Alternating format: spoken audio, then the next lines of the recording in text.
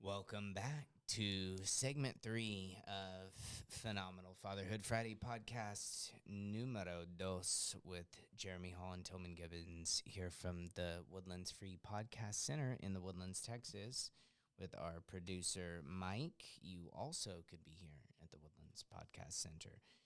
Check it out on their website. You can book a time, and we've really enjoyed our time here. And thank you, Tillman, for joining me, the original phenomenal father. Tell us about your kids, their names, ages, and what they're into right now. Okay, well, one of the things that they're into is their YouTube channel, which is ATM. Whoa. Yeah, that's their initials. ATM Family Fun is their YouTube channel. So we'll go Aubrey. That's my daughter. She is, well, I guess she's into Taekwondo now, but, she's into, like, her dolls and stuff. I find it so interesting how, like, girls play, like, house so early. I'm like, dang. Whereas, like, boys, they just, like, we don't think about family at all. So that's, like, so interesting learning, like, right now at their ages. The instinct, Tillman, he's more so, like, he's more of the little silent killer ninja type, he's definitely like Fortnite, but he's super responsible though. He's the oldest, so he's super responsible. Like he comes in, gets all his chores done, knocks everything out. Definitely man of few words, what I mean? Young man of few words. That's good to hear. Fortnite and loves Spider-Man. Spider-Man. And then he played like 4 seasons of basketball so far, so we'll see how he does in Taekwondo. I think Taekwondo is going to be where he shines, though, because he's a big Naruto fan. He's not Shout out to Naruto. Okay, yeah, and as of lately, you've got an outlet for that. That's good to hear. And then the M. And Mia, that's my other daughter. She's really good at drawing. Like, yeah, she's very the artistic one. Okay. You know what I mean? What so does she can, like... Does she draw you art that you... She does. Okay. Yeah, nice. but it's usually, like, memories or, like, future memories or past things or things that she creates. She just has a very creative mind. She loves to dance, loves to sing. We have videos of YouTube of us singing with a actual speaker microphone and stuff and just putting on beats and freestyling. So that's been really cool. I've been teaching her about ad-libs, like what ad-libs are. So, yeah, we've been doing that. She's super creative from musically and artistically. That's awesome. And maybe she can come on and do some ad-libs with us. I know we have a whole box. Yeah. Tell us about your fatherhood journey initially. What was the one thing, if anything, that surprised you most about fatherhood? I think that, the biggest thing that surprised me probably was like how much of a change, because it's like it's hard for you to gauge when you don't have kids and everybody's like, oh my God, your life is never going to be the same. But you don't really know what that means yet until the child's there. Right. And then you're like, yo, like, I can't even go to the bathroom, bro. Like, this is like a totally different life. Like, y'all should just say it's totally different. You know what I mean? Instead of just saying everything's going to change. It's hard to get the point across or describe the impact of it. Yeah. And then it's like, if you're somebody who's like organized or you're an A-type personality person or you're somebody who's like tries to stay on top of stuff, it's like the biggest shock is like trying to get a pulse on it. It's like you never really feel like you got a really good grasp on parenthood yet until you're like 2 years in. Then you're like, oh, okay. I think I'm starting to kind of get somewhere. Like after 2 years, you start to finally feel like, okay, all right, I think I'm kind of finding some balance here. Yeah, I can be myself, or I've got a workable strategy. I'm not just hanging on for dear life here. Yep. Surviving. I know exactly what you mean. Just waking up in the middle of the night screaming like, okay, everything's fine. Am I still at rest? Am I still off duty? Okay, how has your personal life changed since becoming a father? Do you still have a personal life outside of your kids, somebody that knows you apart from fatherhood? I do. I feel like more so I have like business associates though. Like a lot of my business associates have become my friends, but I have friends at church. I have friends that are dads. Through Phenomenal Fatherhood, I have that camaraderie. My business partner with Phenomenal Fatherhood, shout out to Kieran Brisbane. I talk to him a lot, and that's really what it's all about, just being able to bounce ideas off each other or even just vent, quite frankly. Sometimes that's really, what'll help you feel better. But you have yeah, a not much of vibrant- a just going out to the club or doing all this other stuff I used to do in my 20s. Like, nah, right. that part is gone. Only worthwhile activities. But yeah, still having a robust personal life. That's good to hear. What are some daily practices or disciplines that you found effective in your new allocation of time as a father? I probably say the gym. I think that journaling can be effective, but I'm very guilty of going in these spurts. Like I'll go like 2 weeks strong and then just fall off. You know what I mean? When it comes to the journaling thing, and everybody tells me about different prompts and this and that. So that's something that I know I could actively get better at. But the gym is like for sure a cornerstone. Like even right now, I haven't worked out in 5 days because I've been overcoming this health challenge, but even with that, I'm like, man, I want to get back in the gym, because it's such a great outlet for you physically, mentally, spiritually. If you listen to an audiobook while you're working out or listen to, gospel music or listen to something that's going to uplift you or empower you while you're working out, then yeah, it'll definitely be that little slice of me time that you're looking for. Yeah, just getting over the hump, starting your day on a high note with overcoming, going, checking it off the list, I think is a great way to get rolling in Yep. the morning. Or just whenever you can do it. So yeah, I guess that's a stress relief or emotional outlet that you have. Is there anything else outside of the gym or maybe journaling, maybe a recent practice that you found for relieving stress or some of the things that build up and may come out in negative ways if not addressed? I would say, wait, can you ask that question one more time? Because I was going to say something totally different. Yeah, like a release of stress, or I guess maybe some of the emotional stuff that either kids put on you or just bearing burdens, a way to release that other than just going to the gym, like a practice. Yeah. Counseling. I mean, it's kind of like a twofold thing, like it has to be what I've realized over time that I wish somebody would have told me in the beginning is that you have to have like multiple tools in your arsenal, like because you can't go to the gym at 3 o'clock in the morning all the time. And sometimes I still struggle with getting frustrated too. So just I'm human just like everybody else.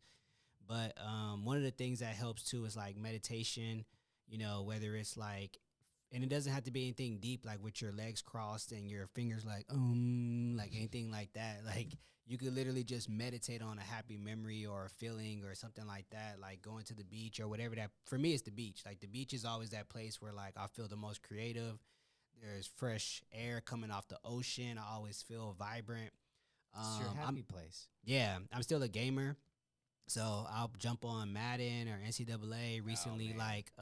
What's the other one? I can't hang anymore. NBA 2K just came out. I've been on that. So okay.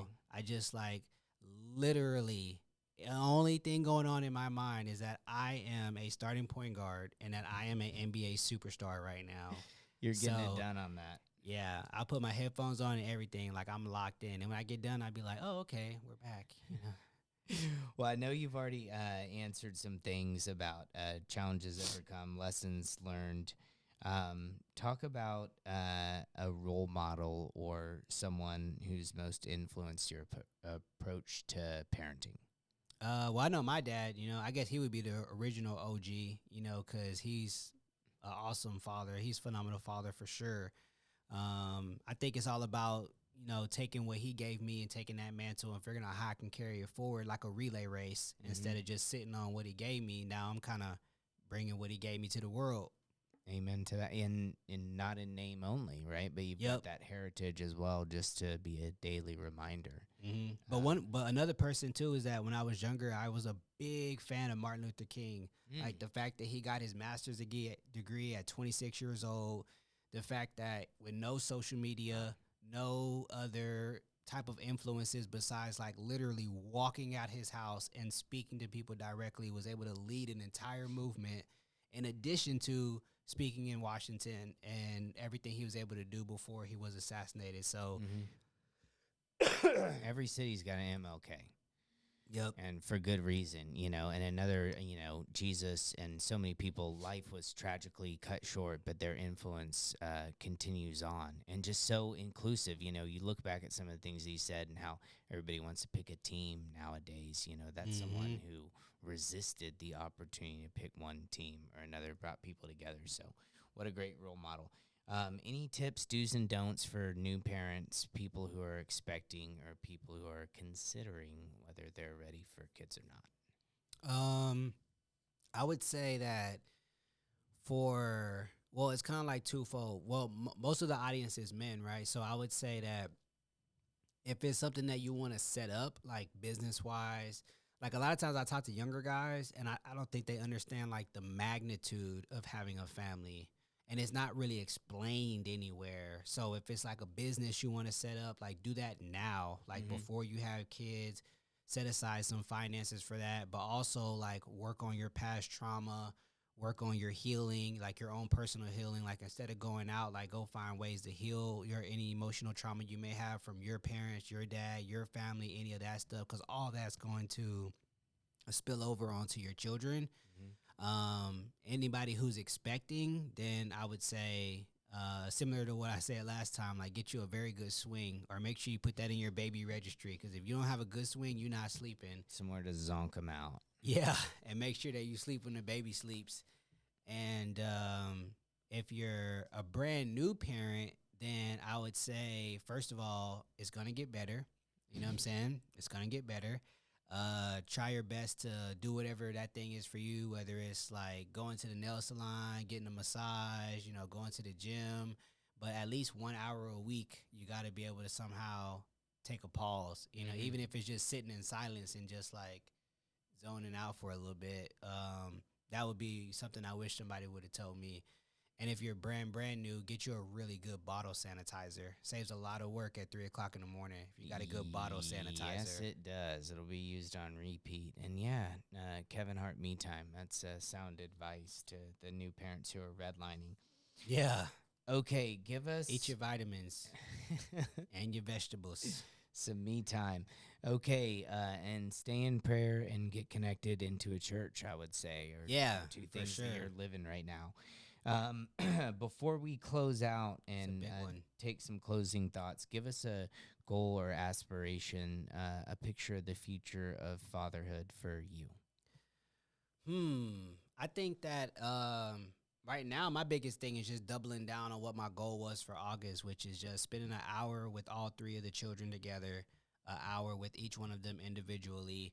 And the biggest focus, like I have a focus every month, so I was reading a book about positive reinforcement and how it equates to love. Like basically people ask like what love is, and a lot of times it breaks down to somebody positively reinforcing one's beliefs.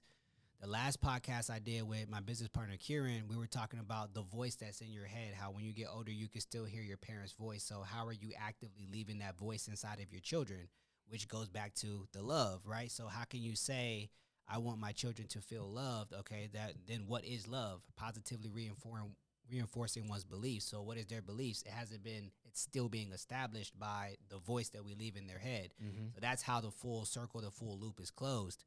So that's what I'm actively working on right now. It's like the positive reinforcement, like I was saying with Taekwondo with my son. Like instead of saying, I try to focus on positively reinforcing the actual character attribute that I want to continue instead of the actual action itself. So it's like if I see him pick up a piece of paper, instead of saying, thank you for picking up that piece of paper, I'll say, oh, man, good job for taking initiative. That's the principle that I want to continue, the actual habit and positively reinforcing the behavior, but also positively reinforcing the character trait, which is a very simple shift, but it's a very powerful one. Absolutely. So that's my focus for August. Like during those times, okay, I set aside time for August. Now during those times, what can I identify as their 5 strengths for each child? And now I know what to look for, what to positively reinforce as I go through September. And I can focus on those things during that hour that I'm with them, as well as see them throughout the day. Wow, that's some high-level parenting advice right there. I love the focusing on the attributes, sort of the feedback that's in their head after they've done something good is very specifically tailored towards something that's applicable across the board in the future. And then pulling the strings out, the dedicated time, that is excellent. Do you have a phenomenal father that you'd like to shout out this week and just acknowledge who's doing a great job right now? Yeah, like I'll shout out my business partner Kieran Brisbane. He has 2 kids, same age as mine. You know, definitely somebody who steps up. He has kids going to gymnastics, football, like all the different activities, and he's doing it by himself. So he's a business owner as well, and still being able to juggle everything he has going on with his kids. And you know, we shot some stuff last week, which is on the Instagram at Phenomenal Fatherhood. And so yeah, shout out to him, man. He's definitely somebody who I use as a sounding board and who shows up for his kids on a daily basis, which is pretty dope. Yeah, well, shout out to him and shout out to JJ Donaldson as well, wearing the Astros hat this week. So H Town, Yeah. stay down. He got on to me for wearing the Phil's hat last week, and we got the T hat in the background for Tillman Givens, our guest of honor today, the OG phenomenal father. We appreciate you and everything that you do, creating this opportunity, and for being the original phenomenal father. Happy Phenomenal Friday, Fatherhood Friday to you all. Jeremy Hall, I'll leave it to you. Tillman, do you have any closing thoughts or parting words? Yes. So whenever you guys get a chance, give us some feedback on the brand new website. A lot of work is going into it. Like I said, I have a digital marketing agency, so my team and I are putting a lot of work into phenomenalfatherhood.com. We just added the video library. It's going to be a massive site. So I've been working on this for quite some time, and I'm super excited about where it's going to go. So that's going to be super awesome. We're finally consolidating everything in one place. So instead of having the shop somewhere else, the shop's going to be on there. The vault's going to be on there. The video library is going to be there. At some point, we'll have different levels of membership on there that we can tap into. So it's going to be freaking epic, like nothing that nobody's ever done before in the fatherhood industry. So you heard my past as far as my work. So it's like everything I do is nothing like somebody ever done before. You can believe that. So it sounds like something you worked really hard on. Yeah, we look forward to that, and tell people again how they can find that or get in touch with you. Yeah, just go to phenomenalfatherhood.com. You can find it on Instagram as well. I think the link is in the bio, but it has more so of a link tree. YouTube, and we're on TikTok at Phenomenal Fatherhood 2023. The other Phenomenal Fatherhood, I can't get into that account, so sorry. I don't know how to delete it, but it is what it is. If one of y'all can help me, help me. And make sure y'all leave a comment. Leave a comment about what you want to hear from us, too. I really be always saying that, but, like, women are super good about it. They'll just go in there and comment. Guys will just be like, man, that was so cool, and then just go to the next video. I'll be like, leave a comment. Let me know it was cool. When you say it out loud in your head, we can't hear that, so just type it out. You know what I mean? Down. Yeah, so, men, women, one of Elon Musk robots. I mean, we'll take any comments. Yeah, let us know. Thank you for being a gracious interviewee today. I am Jeremy Hall, signing off for Mike, our producer, and Tillman Givens III, the phenomenal father from the Woodlands Free Podcast Center in the Woodlands, Texas. Until next time, happy Phenomenal Fatherhood Friday. Until next time, cue the flames. Mike Lowry.